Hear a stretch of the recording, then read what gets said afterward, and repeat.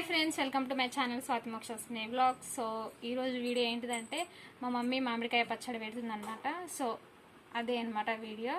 ఎట్లా పెడుతుంది, ప్రాసెస్ ఏంది అనేది వీడియో తీసుకుంటా అంటే సరే తీసుకోమన్నది. సో డాడీ అయితే మామిడికాయ ముక్కల్ని కొట్టేసి అయితే వేయిండు. దాన్ని నేనైతే క్లీన్గా తుడిచేసి పెట్టిన.